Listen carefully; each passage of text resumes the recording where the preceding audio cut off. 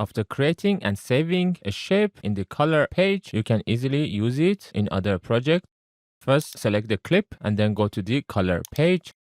Open the gallery panel and then select the PowerGrade 1 folder. Click on timeline to open timeline. If it is not open, select the clip that you want to apply the shape. This would make the clip red, and then hover your cursor over the thumbnail in the PowerGrade and then press down on your mouse's scroll wheel. This would then paste the shape. However, this method would override your existing nodes. So in order to keep your existing nodes, right click on the thumbnail and this time select Append Node Graph.